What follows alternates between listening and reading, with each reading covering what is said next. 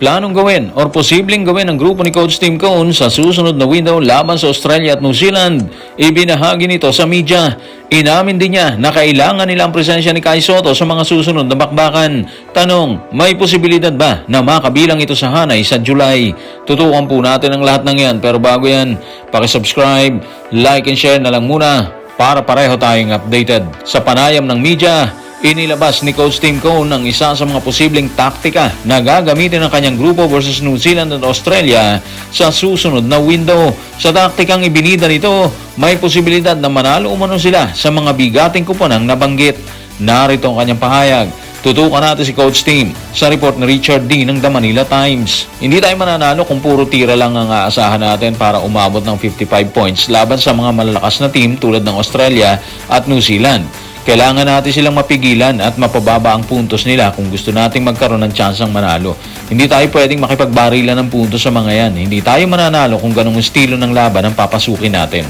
Malinaw yung punto ni Coach Tim Cone na kung gusto ng Gilas Pilipinas na manalo laban sa malalakas na team, kailangan muna nilang mapigilan at mapababa ang puntos ng kalaban. So, ibig sabihin, hindi sapat na umasa lang sa opensa, di ba? Ang tunay na susi, ayon kay Coach Tim Cone, depensa. Yung tipong kayang pahintuin ang scoring ng mga powerhouse team tulad ng Australia at ng New Zealand All Blacks. Dahil kapag hinayaan nilang makipagbarilan sa puntos sa mga team na yan, delikado na agad yung laban. Kung susuriin, posibleng ito talaga magiging direksyon ng Gilas sa susunod na window, di ba? Hindi na lang puro opensa o highlight plays ang habol. Kung hindi, mas matibay na depensa, mas disiplinadong rotation at mas maingat na possession para hindi makahinga ng maluwag yung mga kalaban nila dyan. Sa madaling salita, mga ka-playoffs, kung mapapababa nila ang scoring ng Australia at New Zealand, doon palang magkakaroon ng tunay na tsansa ang Gilas Pilipinas na makasabay hanggang dulo. Pero syempre, hindi rin biro yung hamon, di ba? Kilala ang Australia sa physical na laro at lalim ng kanilang lineup, habang ang New Zealand naman mabilis at agresibo sa depensa.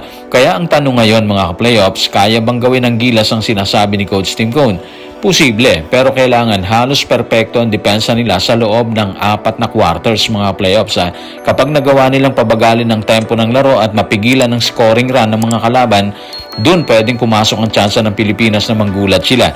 Kung hindi, mahirap talaga makipagsabayan sa mga team na sanay sa mataas na level ng FIBA competition. Bukod sa ibinita niyang taktika, inamin din ni Coach Tim Cone na kailangan talaga ng grupo ang presensya ni Kai Sotto. Umaasa umano siya na makakabilang na ito sa hanay sa susunod na window ng qualifiers at sa mga susunod pang schedule ng grupo. Narito ang kanyang paglalahad. Tutukan natin si Coach Tim sa report ni Richard D. ng The Manila Times. Maasa kami na makakabalik si Kai Sotto sa amin sa tamang panahon. Maaaring sa susunod na window na o kahit sa mga darating pa. Walang duda na isa siyang malaking factor talaga at gusto namin siyang makasama sa team. Pero hanggat wala pa siya rito, hindi kami pwede magdrama o magreklamo tungkol doon. Kailangan lang namin magpatuloy at ipaglaban ang mga susunod na laban. Malinaw sa pahayag ni Coach Tim na malaking bagay pa rin para sa kanya o para sa Gilas Pilipinas ang presensya ni Kai Sotto.